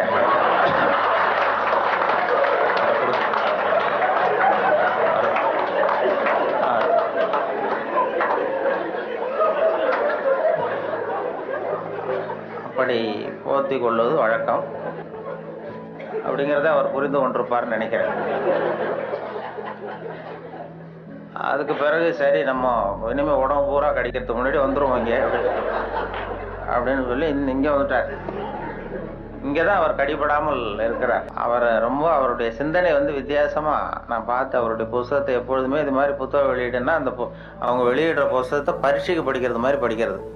அப்போ தான் அதை பற்றி விவரமாக தெரியும்னு சொல்லி படித்து வச்சுக்குவேன். அவர் புத்தகம் அது மாதிரி ஆரம்பத்தில் சொன்னது மாதிரி செய்திகளை கவிதையாக்கி இருக்கிறார்னு சொன்னாங்களே, அது செய்திகளை கூட கவிதையாக்கலை. செய்திகள் ஏற்படுத்தின உணர்வுகளை அவர் கவிதையாக்கியிருக்கிறார். செய்தி அப்படியே கவிதையாக்கிப்பில்ல. இப்போ அது மாதிரி இப்போது ஒரு இதில் எங்கேயோ ஒரு இடத்துல பவுன் கிடைக்கிது, பூமியில் காங்கோவிலேயே எங்கேயோ பொண்ணு கிடைக்கிதுன்னு மனிதர்கள் சல்லடை போட்டு அலசுகிறார்கள்னு ஒரு செய்தி. யாரோ மண்ணில் பொண்ணு கிடைக்கிது, தங்கம் இருக்குன்னதும் மனிதர்கள்லாம் போய் கும்பலாக சல்லடை போட்டு சலிச்சுக்கிட்டு இருந்தாங்களாம். இது செய்தி. இதை இவர் பார்க்கும் பொழுது நானும் சலிச்சு பார்க்குறேன், ஒரு மனுஷன் கூட கிடைக்கலையே அப்படிங்கிறார். அதை அப்படியே செய்தி ஆக்கலை. இவர் வந்து அதை தன்னுடைய உணர்வு, அதாவது தமிழில் கவிதை எழுதுறதுக்கு கொடுத்து வைக்கணும் ரொம்ப. என்ன காரணம்னா, மொழியியல் அறிஞர்கள்லாம் என்ன சொல்கிறாங்கன்னா, மொழியெல்லாம் தெரிஞ்சவங்க, மற்ற மொழிகளில் கவிதை இருக்கிறது, தமிழ் கவிதையாகவே இருக்கிறது அப்படின்னு சொன்னாங்க. அப்படி கவிதையாகவே இருக்கிற ஒரு மொழியில் கவிதை எழுதுறதுக்கு நாமெல்லாம் கொடுத்து வைக்கணும். தமிழர்களாக பிறந்ததுக்கும் கொடுத்து வைக்கணும். ஏன்னா நம்மளை விட மற்றவர்கள் நிறைய தெரிந்து வைத்திருக்கிறார்கள் தமிழை. அந்த வெளிநாடு போனவங்கலாம் சொல்லியிருக்கிறாங்க. அந்த இது நயாகரா போய் அமெரிக்காவில் நயாகரா பார்த்தவங்க போயிட்டு பார்த்துட்டு வந்து என்கிட்ட பேசும்போது சொல்லுவாங்க, அங்கே நயாகராவில் நல்வரவுன்னு தமிழ் எழுதி வச்சிருக்கிறாங்களாம்.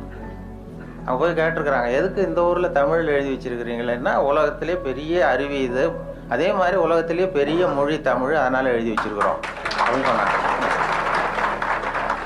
அவங்களுக்கு தெரியுது. ஆனால் வந்து நம்ம ஊரில் வந்து இங்கிலீஷில் தான் எழுதி வைக்கிறோம். நம்ம அது என்ன அது இருக்கட்டும், இருந்துட்டு போட்டோம் அப்படின்னு.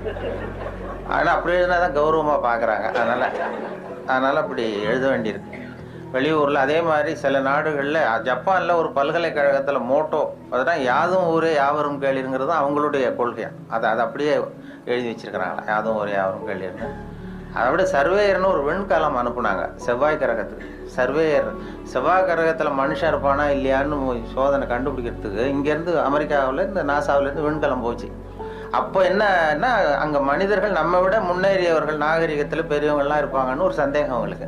அப்படி இருந்தால் அவங்க எந்த மொழியில் பேசுவாங்க, அவங்களுக்கு எந்த மொழி புரிஞ்சிருக்கும் அப்படிங்கிறது ஒரு யூகத்தில் சில பதிவு செய்யப்பட்ட பேச்சுக்களை இங்கேருந்து அனுப்பலாம். இதில் ஏதாவது ஒரு மொழி புரிஞ்சுக்கிட்டு அவன் ஏதாவது பதில் சிக்னல் வரும். அங்கே இருக்கிறவங்க நம்ம விட முன்னேறியவர்களாக இருப்பாங்கன்னு சொல்லி அப்படி சர்வேயரில் இங்கேருந்து விஞ்ஞானிகள், நாசா விஞ்ஞானிகள் பதிவு செய்த அனுப்பிய மொழிகளில் தமிழும் ஒன்று.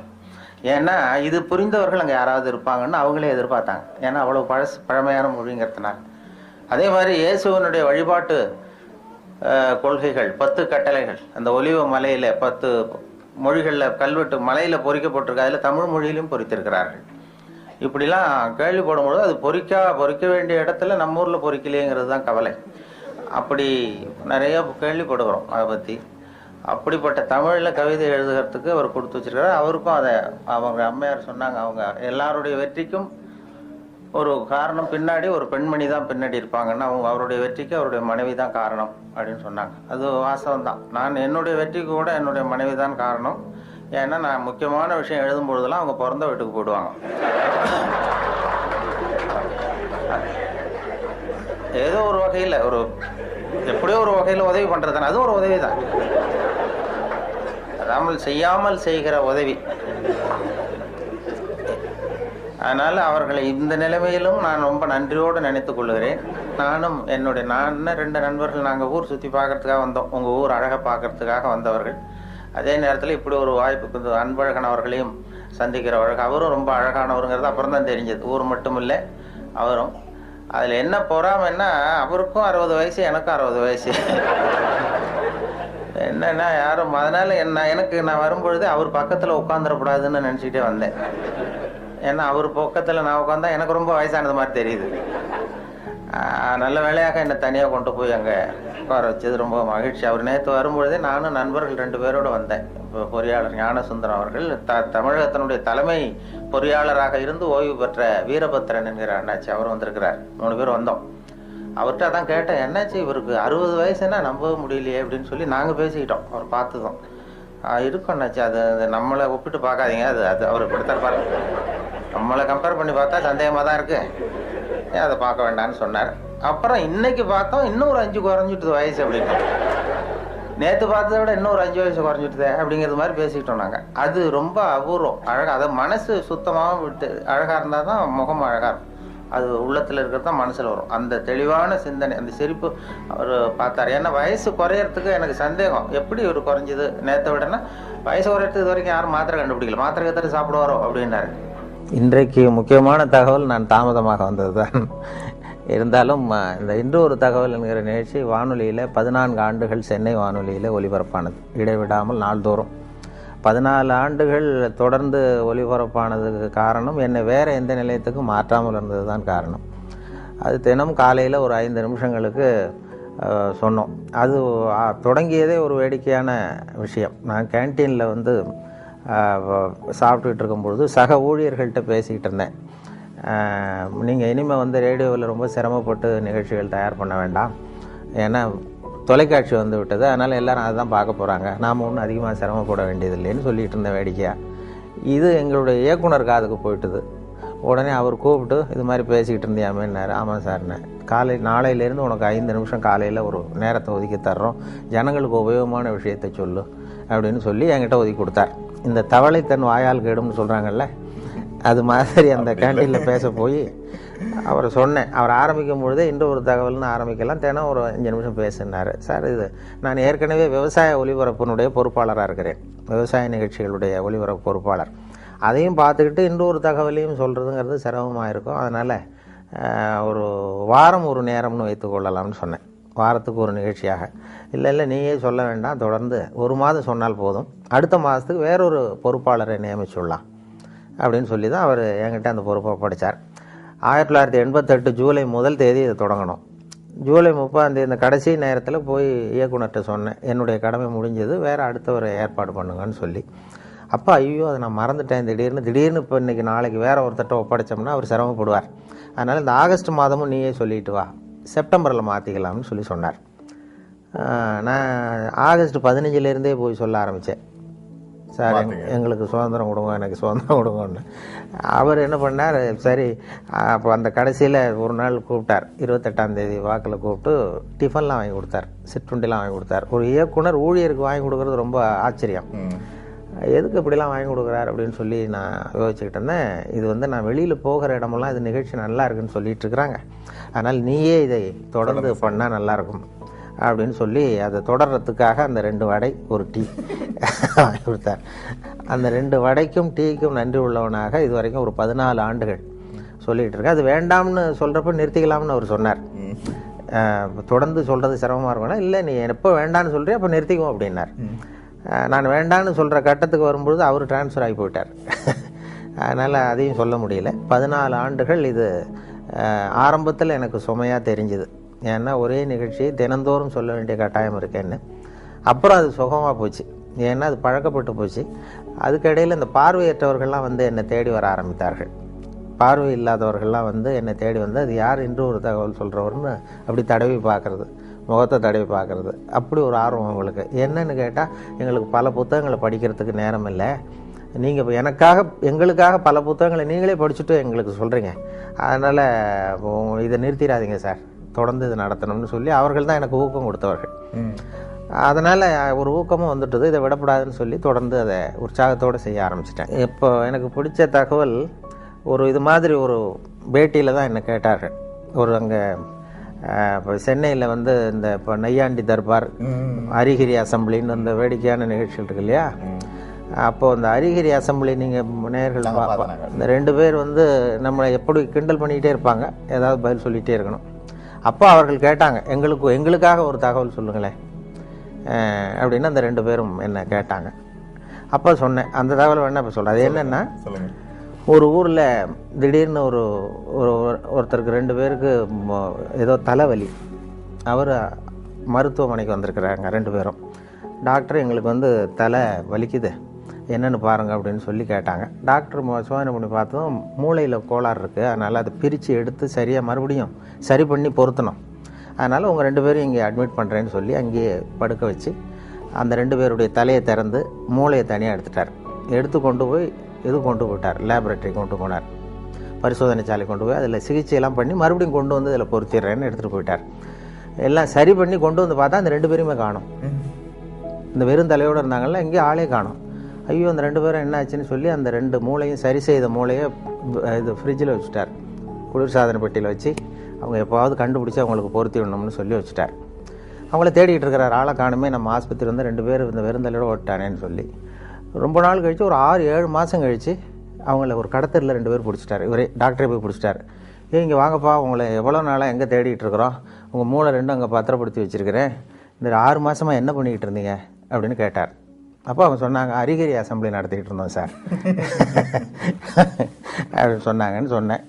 அதோட நிகழ்ச்சியை முடிச்சுக்கிட்டாங்க அவங்க. மறுபடியும் என்ன கேள்வி கேட்கல. இல்லை, மனப்பாடம் எனக்கு படிக்கிற காலத்துலேருந்தே சரியாக வராது, அதனால தான் பலமுறை ஃபெயிலாக இருக்கிறேன் தேர்வில். இது இப்போ வானொலி சாதனம் எனக்கு ரொம்ப பொருத்தமாக இருந்தது. எழுதி வச்சுக்கிட்டு தான் படிக்கிறது வழக்கம். எழுதுறது அப்படியே படிக்கிறதில்ல, வரிக்கு வரி, கொஞ்சம் அந்த பேச்சு வழக்குக்கு மாற்றிக்கிறது வழக்கம். அதனால் வானொலி வந்து எனக்கு அதுதான் என்னுடைய பலமாக இருந்தது. ரொம்ப காலம் வரைக்கும், ஒரு 7-8 வருஷம் இன்று ஒரு தகவல் சொல்லுகிற வரைக்கும் என்னுடைய முகம் வெளியில் தெரியாது, இப்போ தெரியாது, யார் சொல்கிறாங்கங்கிறது தெரியாது. அதனால் இப்போ பேருந்துகள்லேயும் யாராவது இதை பற்றி பேசிக்கிட்டு போகிறத நான் காதில் கேட்டிருக்கிறேன். அப்படி அதனால் எனக்கு முகம் தெரியாத வரைக்கும் எனக்கு கொஞ்சம் பலமாக இருந்தது. தினசரி இப்போ எங்கள் வானொலி நிலையத்தில், சென்னை வானொலிக்கு யாராவது ஒரு 10 பேராவது வருவார்கள் தேடி அந்த அங்கே உள்ள சுற்றுலா வர்றவங்க வானொலி நிலையத்துக்கும் வருவார்கள். அப்படி வரும்பொழுது இந்த இன்று ஒரு தகவல் சொல்கிறவர் யார், அவர் முகத்தை பார்க்கணும்னு வருவாங்க. அப்படி தினம் 10 பேராவது வந்து முகத்தை பார்க்கணும்னு சொல்லி பார்த்துட்டு போகிறது உண்டு. அதில் என்ன ஒரு அதிசயம்னா, ஒரு தடவை வர்றவங்க அடுத்த தடவை வர்றதில்லை. அதனால் அது என்னுடைய யாராவது திரும்பி வருவாங்களான்னு பார்க்குறது உண்டு, வர்றதில்லை. அதனால் நமக்கு முகத்தை காட்டாமல் இருக்கிற வரைக்கும் தான் மரியாதை அப்படிங்கிறது மாதிரி வச்சுருந்தேன். அவசியமாக என்ன ஆகிட்டுன்னா, ஒரு கட்டத்தில் ஒரு கட்டாயமாக சில தொலைக்காட்சிகள் வர வேண்டிய சூழ்நிலை வந்தது. அதுக்கு பிறகு என்னை தேடி வருகிறவர்களுடைய எண்ணிக்கையும் குறைஞ்சிட்டது. அதாவது நானே இளம் வயதில் மயில்வாகனனுடைய ரசிகன். மயில்வாகனம்ங்கிற அவர் அந்த இலங்கை வானொலி தான் கேட்டுக்கிட்டு இருப்போம், அறிவிப்பாளர் கேட்டுக்கிட்டு இருப்போம். நான் சின்ன பையனாக இருக்கும் பொழுது வானொலியில் தினம் அதை வச்சு, அப்போ பெரிய பெட்டி, இப்படி சின்ன பெட்டிலாம் இருக்காது. எங்கள் வீட்டுக்கு தான், எங்கள் கிராமத்துக்கே முதல் தடவையாக அந்த வானொலி பெட்டி வந்தது. அதை ரொம்ப பத்திரமாக ஒரு அறையில் பூட்டி வச்சு அதுக்கு ஒரு பூட்டு போட்டு தினம் மாலையில் கேட்போம். இலங்கை வானொலி தான் கேட்குறது. அப்போ மயில்வாகனுடைய குரல் எங்களுக்கு இளைஞர்களுக்கு நிறைய பேருக்கு பிடித்தம். நாங்கள் நேயர் விருப்பம்லாம் எழுதி போடுவோம், எங்களுக்கு பிடித்த பாடல்களை ஒளிபரப்புங்கள்னு சொல்லி அதெல்லாம் எழுதி போட்டிருக்கிறது உண்டு. அவர்கள் சொல்கிறது அதில் அதுதான் இப்போ ஒலிபரப்புக்கு ஒரு ஒலிபரப்பு எப்படி இருக்கணுமோ அப்படி இருந்தது இலங்கை வானொலிங்கிறது தான் உண்மை. இந்திய வானொலியில் கொஞ்சம் அந்த செயற்கைத்தனங்கள் அதிகம் அது இருந்தது. அப்புறம் இப்போ காலப்போக்கில் இப்போ நாங்கள் மாற்றிட்டோம், ரொம்ப இயல்பாக பேசுகிற பழக்கத்துக்கு வந்துட்டோம். அதனால் இலங்கை அறிவிப்பாளர்கள் எனக்கு இப்போ நேரடி பரிச்சயம் BH அப்துல் ஹமீது என்னை நேரடியாக சந்திக்க வைத்தார்கள் ஒரு தொலைக்காட்சி நிகழ்ச்சிக்கு. முதல் மரியாதைன்னு ஒரு நிகழ்ச்சி தொடங்கி அந்த இந்திய தொலைக்காட்சியில் என்னையும் BH அப்துல் ஹமீதையும் சந்தித்து 1 மணி நேர நிகழ்ச்சி 2 பேரையும் உரையாட வைத்து எடுத்தார்கள். அப்போது இது போன்ற கருத்துக்களை பரிமாறிக்கிட்டோம். அதனால் இலங்கை வானொலி அறிவிப்புங்கிறது ரொம்ப இயல்பானதுங்கிறது உண்மை. இப்போ எங்களுக்கு என்னென்னா அந்த இப்போ வானொலியில் 3 விதமாக குரலை பயன்படுத்த சொல்லி பயிற்சி கொடுத்துருக்கிறார்கள். வானொலியில் குரலை மட்டுமே உபயோகப்படுத்துகிறவர்கள் 3 விதமாக பண்ணலாம்னு சொல்லி, அதாவது ஒன்று அறிவிப்பு, விவரிப்பு, நடிப்புன்னு சொல்கிறது, அனௌன்ஸ்மெண்ட், ஆக்டிங், நடுவில் நேரேஷன் அப்படின்னு சொல்லி பிரித்து கொடுத்துருக்குறாங்க. அறிவிப்புன்னு வரும்பொழுது ஒன்றை அறிவிக்கும் பொழுது என்னுடைய அபிப்பிராயம் என்னங்கிறது தெரியக்கூடாது. ஒரு அறிவிப்பாளருடைய தகப்பனார் அமைச்சர்னு வைங்களேன், அந்த அமைச்சர் அன்று காலையில் கொல்லப்பட்டிருக்கிறார்னு வச்சுக்கோங்க, சுட்டு கொல்லப்பட்டார். அந்த செய்தியை அந்த அமைச்சருடைய மகன் அறிவிப்பாளராக இருந்து வாசிக்கிறார். அவர் அழக்கூடாது. அதாவது சுட்டு கொல்லப்பட்டு தன்னுடைய தந்தைங்கிற உணர்வு ஒரு முகத்தில் தெரியக்கூடாது. அந்த அறிவிப்பில் தன்னுடைய ஈடுபாடு, தன்னுடைய அபிப்பிராயம், அல்லது 2 நாடுகளுக்கு இடையே போர், அதை பற்றி அறிவிக்கிறோம், நாம் எந்த நாட்டுக்கு சார்போ அல்லது அதுக்கு ஆதரவாளனா இல்லையா அப்படிங்கிறது தெரியக்கூடாது. இப்போது பீகாரில் வெள்ளம்னு படிக்கிறோம், வெள்ளம் வந்துட்டுதுங்கிறது நம்ம அழுதுகிட்டே படிக்கக்கூடாது. விவசாய அறிவிப்பில் ஒரு பூச்சி விழுந்துட்டுது, அந்த பூச்சிக்கு பாதிப்பு அதிகமாக இருக்குங்கிறதுனால நம்ம சோகத்தை காட்டக்கூடாது. இது அறிவிப்பில் உள்ளது. நடிப்பில் நானாக இருக்கிறது இல்லை, கம்ப்ளீட்டாக நான் வீரபாண்டிய கட்டபொம்மன்னா அது கட்டபொம்மனாகவே மாறிடுறோம். இது 2க்கும் இடைப்பட்டது விவரிப்புங்கிற இதில் கொண்டு வராங்க. விவரிப்பு என்னென்னா இப்போ கிரிக்கெட் கமெண்ட்ரி, அப்போ லேசாக உற்சாகத்தை காட்டலாம் ஒரு உற்சாகமான நேரங்களில், அல்லது ஒரு பெரிய தலைவர் இறந்துட்டார், அதுக்கு நேர்முக வர்ணனை கொடுக்குறோம். இப்போ நான் எம்ஜிஆர் இருந்தபொழுது நான் நேரடி வர்ணனை கொடுத்தேன். அந்த கடைசியாக அந்த அடக்கம் பண்ணுகிற இடத்துல நான் இருந்தேன். அது மாதிரி வர்ணனை கொடுக்கும் பொழுது கொஞ்சம் அந்த சோகமும் இழையோடணும், அதில் நம்முடைய உணர்வையும் காட்டணும் இல்லையா. சுத்தமாக அறிவிப்பு மாதிரி எனக்கு அதுக்கு சம்மந்தம் இல்லைங்கிறது மாதிரி சொல்லக்கூடாது, இருக்கக்கூடாது. அதனால் 3 வகையை பிரித்து இந்த குரலை வெளிப்படுத்தும்படியாக எங்களுக்கு பயிற்சி கொடுத்தார்கள். அதனுடைய விளைவு தான் என்னென்னா, பல இடங்களில் நாங்கள் எங்களுக்கு சம்மந்தம் இல்லாத மாதிரியே சொல்ல ஆரம்பித்தோம். அதுதான் நீங்கள் கேட்ட கேள்வி. அதனால் இப்போ இலங்கை வானொலியில் அப்படி இல்லை, அந்த இது மாதிரியான பிரிவில் உற்சாகமாக நீங்கள் என்ன நினைக்கிறீர்களோ உற்சாகமாக சொல்லலாம். அதுதான் கேட்பதற்கும் சுவாரஸ்யமாக இருக்கும்.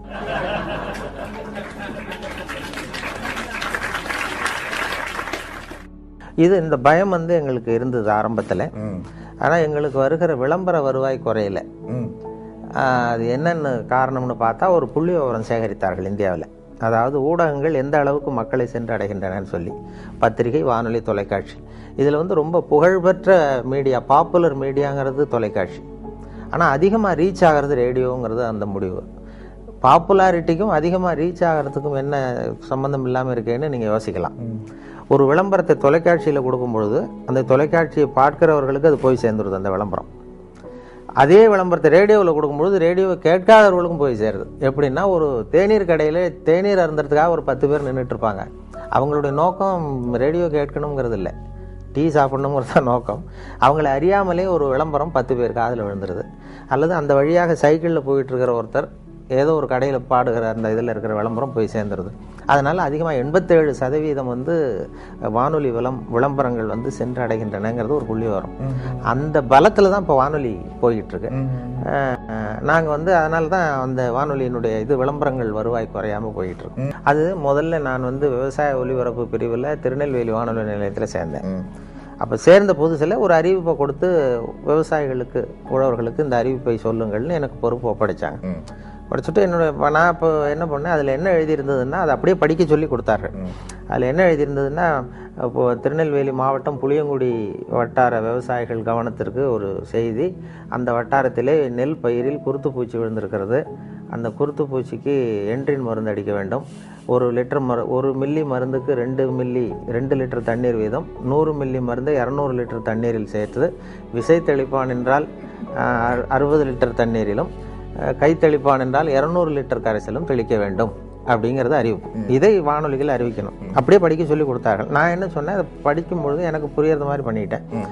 புளியங்குடி வட்டார விவசாயிகளே, உங்கள் வயலில் பூச்சி விழுந்திருக்கிறதாக சொல்கிறாங்க. பூச்சிக்கு மருந்து அடிக்கணும், அது ரொம்ப அவசியம். அது எப்படி மருந்து அடிக்கணும்னா என்ட்ரின் மருந்து அடிக்கணும். ஒரு வாளி தண்ணி எடுத்து வச்சுங்க. அந்த என்ட்ரின் மருந்து பாட்டில் மூடி இருக்கு, அந்த மூடியால் 2 மூடி மருந்தை அந்த வாளியில் ஊற்றுங்க. ஒரு குச்சியால் கலக்கி வயலில் அடிங்க, சரியாக போடும் அப்படின்னு சொன்னேன். அதாவது மில்லி கணக்கை விட்டுட்டு, ஒரு வாளிங்கிறது 18 லிட்டர் 20 லிட்டர் தண்ணீர், ஒரு மூடிங்கிறது 4 மில்லி மருந்து. அதனால ஒரு வாளி தண்ணிக்கு 4 மூடி மருந்து அல்லது 2 மூடி மருந்துன்னு நான் கணக்கு சொல்லி போட்டேன். அப்போ அங்கே இயக்குநர்களாக இருந்தவங்க, என்னுடைய அதிகாரிகள், இது இப்படிலாம் வானொலியில் பேசுவது தவிர, இப்படி மொழியை கொச்சைப்படுத்தக்கூடாது, ரொம்ப அது துல்லியமாக சொல்லணும், சயின்டிஃபிக்காக சொல்லணும் அப்படிங்கிறது மாதிரி அவர்கள் என்னை கொஞ்சம் இது பண்ணாங்க. சரி சார், நான் திருத்தி கொள்கிறேன்னு சொல்லியிருந்தேன். அதுக்கு பிறகு அந்த புளியங்குடி வட்டாரத்திலேருந்து விவசாயிகள்லாம் வந்தாங்க வானொலி நிலையத்துக்கு. வந்து அவங்க அதிகாரிகள்கிட்ட பேசும்பொழுது, சார் ரொம்ப காலமாக இந்த விவசாய அறிவிப்புலாம் கேட்டுக்கிட்டு இருக்கிறோம், ஆனால் இப்போ தான் நீங்கள் என்ன சொல்கிறீங்கன்னு எங்களுக்கு புரியுது விளங்குதுன்னு. அப்போ அவங்களே அதிகாரிகளே பார்த்து என்கிட்ட, நீ இனிமேல் இந்த விவசாய நிகழ்ச்சியில் மட்டும் வேணா அப்படி பேசு, மற்ற இதில் வேண்டாம் அப்படின்னு சொல்லியிருந்தாங்க. அதுக்கு மட்டும் அனுமதி கொடுத்தார்கள். அப்படி ஆரம்பிச்சது தான் அது. அப்புறம் அந்த பேச்சு வழக்குங்கிறதுக்கு ஒரு அங்கீகாரம் கிடைச்சிட்டது. அதாவது பாரதியாரே பேசுவது போலவே எழுதுவது சிறப்புன்னு சொல்லி ஒரு இடத்துல சொல்லியிருக்கிறார். ரேடியோ லாங்குவேஜ், வானொலி மொழிக்கே ஒரு இலக்கணம் உண்டுன்னு சொல்வார்கள். ஒரே வரி இலக்கணம். என்னன்னா, நாம சொல்றது கேட்கறவங்களுக்கு புரியணும், அதுதான் அதனுடைய இலக்கணமே. அவர்கள் பாஷையில அவர்களுக்கு புரிகிற மாதிரி பேசுறது தான் வழக்கம். அதுல அதுதான் வானொலிக்கு அவசியம். வானொலிக்கு நான் எழுத்தாளராக போனேன். விவசாய ஒலிபரப்பு பிரிவுக்கு ஸ்கிரிப்ட் எழுதி கொடுக்கறது, படிகள் எழுதி கொடுக்குற வேலைகள், அதாவது நிகழ்ச்சி அமைப்புகள். ஆனால் அங்கே எனக்கு ஒப்படைக்கப்பட்ட வேலை நிகழ்ச்சி தயாரிப்பு வேலைகளையும் கொடுத்தாங்க. அதுக்கு பிறகு எடிட்டர் அப்படின்னு சொல்லி ஆசிரியருங்கிற பொறுப்பில் சென்னை வானொலிக்கு மாற்றலாகி வந்தேன். அங்கே நாடக தயாரிப்பு பிரிவு, தமிழ் இலக்கிய பிரிவு, அப்புறம் விவசாய பிரிவு, அறிவியல் பிரிவு, இப்படி பல்வேறு பிரிவுகளில் வேலை பார்த்துக்கிட்டு இருந்தேன். அதுக்கு பிறகு ஒரு பதவி உயர்வு, நான் உதவி இயக்குனராக போய் உதவி இயக்குனராக ஒரு சில ஆண்டுகள் இருந்துட்டு அதுக்கு பிறகு ஓய்வு பெற்றேன். வேலையை பொறுத்த வரைக்கும் சென்னையில் திருப்தி, வாழறதை பொறுத்த வரைக்கும் திருநெல்வேலி திருப்தி. ஏன்னா அங்கே ஜன நெருக்கடி இல்லாத இடம். அதனால ஆஃபீஸை விட்டு வெளியில் வந்துட்டா திருப்தியாக இருக்கும். இங்கே ஆஃபீஸுக்கு உள்ள போயிட்டா திருப்தியாக இருக்கும், வெளியில் வந்தால் கஷ்டமாக இருக்கும், பஸ் பிடிக்கணும் அப்படிங்கிற கஷ்டம். அது அந்த நிலையங்களில் இப்போ நிகழ்ச்சி பொறுப்பாளர்கள் எந்த வேலையும் யாரிடமும் ஒப்படைக்கலாம். அது இப்போ நான் அது இருக்கும். அடுத்த ஒரு பிரிவில் ஆள் இல்லை, அன்றைக்கு அவர் வரலைன்னா அந்த பொறுப்பை நாம் ஏற்றுக்கொள்ள வேண்டிய கடமை இருக்கும். அதுபோல் எனக்கு எல்லா துறைகள்லேயும் ஒரு வேலைகள், பொறுப்புகள் கொடுத்தாங்க. வெளியில் போய் பதிவு பண்ணுறது, பேட்டி எடுக்கிறது, நேர்காணல் பண்ணுறது. முதல் நேர்காணலே நான் விவசாய பிரிவில் இருந்தாலும் என்னை நேர்காணல் பண்ண சொன்னது இந்த நடிகர் தங்கவேலு, K.A. தங்கவேலு, நகைச்சுவை நடிகர், திருநெல்வேலிக்கு வந்திருந்தார் ஒரு நாடகம் நடத்துவதற்காக. அப்போ அவரை பேட்டி காண்றதுக்கு அந்த பிரிவில் இருக்கிற நண்பர் வரல. அதனால நான் விவசாய பிரிவில் இருந்தேன். என்கிட்ட ஒரு மைக்கு, அந்த ஒலிப்பதிவு கருவி கொடுத்து, நீ போய் அவரை பேட்டி எடுத்துட்டு வான்னு சொல்லி கொடுத்தாங்க. அதுதான் முதல் தடவை நான் அவர்கிட்ட போகிறேன். எனக்கு இப்போ முன் அனுபவம் கிடையாது, என்ன கேட்குறதுன்னு தெரியல. அதனால் போய் பேசிக்கிட்டு, இப்போ என்ன சார் நீங்கள் முதல்ல எப்படி நடிச்சிங்க, என்ன வேஷம் போட்டிங்க அப்படின்னு கேட்டேன். நான் அதை ஏன் கேட்குற தம்பி, எனக்கு அனுமார் வேஷம் போட்டு விட்டாங்க. ஒரு நாடகத்தில் அனுமார் வேஷம் போட்டு ஒரு ஸ்டூலை போட்டு ஒரு மூலையில் உட்கார வச்சுட்டாங்க. மற்றவங்கெல்லாம் வசனம் பேசிகிட்டு இருக்கிறான், எனக்கு வசனமே கொடுக்கல. நான் மட்டும் அனுமார் வேஷம் போட்டு மூலையில் உட்காந்துருக்கேன் ஸ்டூலில். இதுதான் எனக்கு கொடுத்த முதல் வேஷம்னார். நான் சொன்னேன், அப்படின்னா ரொம்ப கஷ்டப்பட்டு நடிச்சிருப்பீங்க போல் இருக்கே சார், சிரமப்பட்டுன்னு. அதில் என்ன சிரமம் தம்பி, அதான் வசனம் கிடையாது, அனுமார் வேஷம் சும்மா உட்காந்துருக்கிறது தானேன்னார். இல்லைங்க, அனுமார் வேஷம் போட்டுவிட்டு சும்மா உட்காந்துருக்கிறது கஷ்டம் இல்லையாங்க. அப்போ சிரிச்சார். நான் என்ன மாதிரியே பேசுகிறேன் நீ அப்படின்னு. அப்போ எனக்கு உற்சாகமாக இருந்தது அந்த முதல் நேர்காணலே. என்ன மாதிரியே பேசுகிறேன்னார். அதனுடைய விளைவு என்னென்னா, அவருடைய கடைசி படத்துக்கு நான் தான் குரல் கொடுக்க வேண்டிய கட்டாயம், அவர் மாதிரியே பேச வேண்டிய ஒரு நிலைமை. பெரிய மருதுன்னு ஒரு சினிமா படத்தில் அவர் நடிச்சுட்டு இறந்துட்டார். அப்போ அவருடைய குரலுக்கு கொடுக்கணும்னு சொல்லி என்ன தான் அழைச்சிட்டு போய் அவருக்கு குரல் கொடுத்தேன். அவர் ஆரம்பத்தில் என்னை மாதிரியே பேசுகிறேன்னு சொன்னதும், அவரை மாதிரியே பேச வேண்டிய ஒரு சந்தர்ப்பம் கடைசியில் கிடைச்சதும் ஒரு பெரிய எதிர்பாராத ஒரு ஒற்றுமை. அவர் கலந்து கொண்ட கடைசி நிகழ்ச்சி கூட என்னுடைய மகளுடைய திருமணம் தான். மேடை பேச்சு ரொம்ப ஒரு அசௌகரியமான நிலை தான். இப்போ எனக்கு நான் ரேடியோவில் தான் பேசி பழக்கமே தவிர மேடையில் அனுபவம் இல்லை. ஆனால் ரேடியோவில் பேசுகிறதுனால இவர் மேடையிலையும் பேசுவார் போல் இருக்குன்னு சொல்லி கட்டாயப்படுத்தி கொண்டு போய் மேடை ஏற்றி விட்டாங்க. அதனுடைய விளைவு தான் அப்படி பேசிட்டு இருக்கிறது. மேடையில் இப்போ ரொம்ப நேரம் பேசுகிறவர்கள்லாம் குறைச்சல். முன்னாடிலாம் மணிக்கணக்கில் பேசிகிட்டு இருந்தால் பொறுமையாக கேட்பாங்க. இப்போ எல்லாமே சுருக்கமாக முடியணுங்கிறது மாதிரி. இந்த ஒரு தகவலே கொஞ்சம் புகழ்பெற்றது காரணம் சுருக்கமாக முடிகிறதும் ஒரு காரணம். 5 நிமிஷங்களில் முடிச்சுக்கிறோம். அதே தினம் 1 மணி நேரம் இன்னொரு தகவல் சொல்கிறேன் அப்படின்னு ஆரம்பிக்கிறதா வச்சுக்குவோம், பொறுமையாக கேட்க மாட்டாங்க. அதனால் மேடை பேச்சுங்கிறது இப்போ ரொம்ப நேரம் பொறுமையாக உட்கார்ந்துருக்கிற மனோபாவம் இல்லை. அதனால தான் வேடிக்கையாக கூட சொல்லுவாங்க, ஒரு மேடை பேச்சாளர் ரொம்ப நேரம் பேசிகிட்டு இருந்துட்டு ரொம்ப சார் மன்னிச்சிங்க சார், நான் கடிகாரத்தை கூட பார்க்க மறந்துட்டேன் இருக்கார். கேட்டுக்கிட்டு இருந்தவர் சொன்னாராம், ஏன் கடிகாரத்தை தான் பார்க்க மறந்தேன், பின்னாடி மாட்டிருக்கிற கேலண்டரையாவது பார்க்கக்கூடாதா அப்படின்னாராம். அப்படின்னா வாரக்கணக்கில் பேசிகிட்டு இருக்கிறான்னு அர்த்தம். அப்படி அந்த பொறுமை இழந்த எல்லாம் அவசர யுகம். அதனால் எதையும் சுருக்கமாக தெளிவாக சொல்வது முக்கியங்கிற நிலைமை வந்துட்டுது. அதனால் மேடை பேச்சுக்கு வரவேற்பு இருக்குது தமிழகத்திலையும். சரி, அதிக நேரம் காத்துக்கிட்டு இருக்கிறதுக்கு மக்கள் தயாராக இல்லை. அரசியல்